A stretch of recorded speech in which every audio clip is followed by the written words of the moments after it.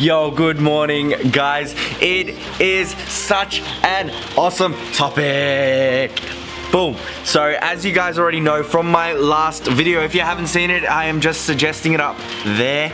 I had recently sold my Turbo 86. Now I wasn't really sure what I was gonna do. Was I gonna buy a new car? Was I gonna upgrade? Was I gonna downgrade? Was I gonna use my two legs to walk everywhere to go?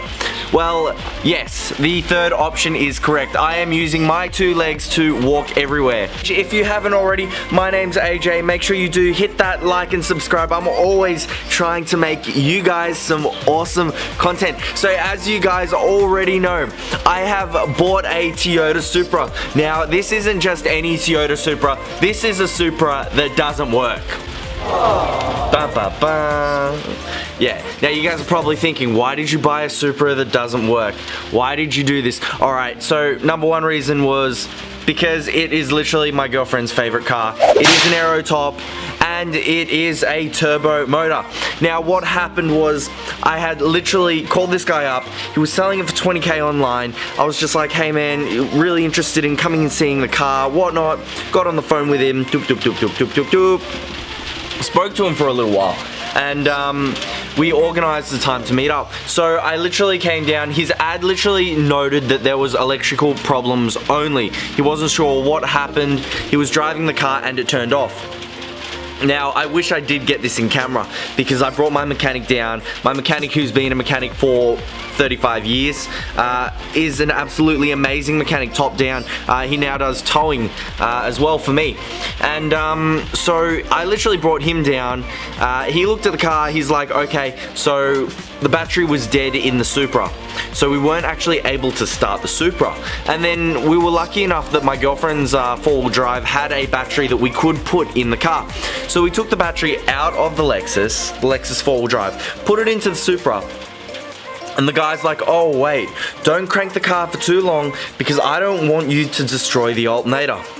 Now, he started cranking the car and it turned over and it started. And next thing you know, my mechanic is like to me, AJ, whatever you do, do not buy this car at all.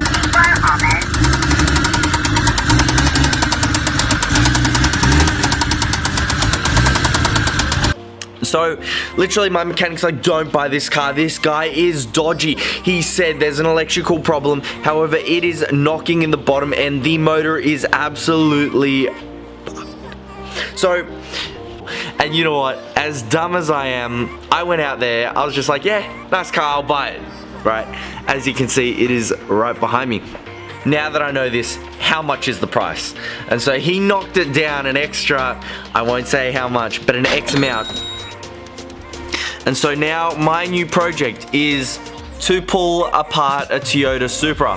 Now I am literally started already. I'm gonna roll the clip as you can see. So I've literally done everything. I started unbolting all the lines, so took out the radiator, took out the intake pipes, took out the intercooler pipes, and I've already started. So as you can tell, I'm taking piece by piece apart.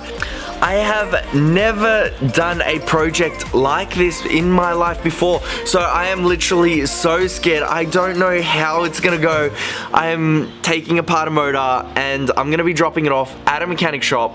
I'm not exactly sure what mechanic shop to drop it at because they're all pretty expensive for one.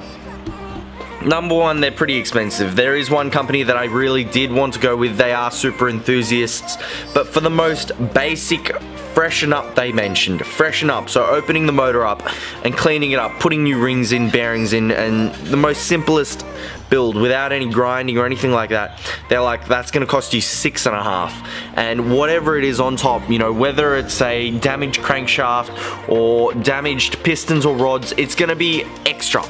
And so I was like, man, I'm gonna be looking at a 10k build. That is absolutely insane. And so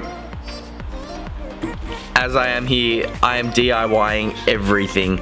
I am literally, well actually I'm not gonna DIY the engine build, but I'm DIYing everything from motor out, taking it to the shop, and hopefully just giving him a long motor.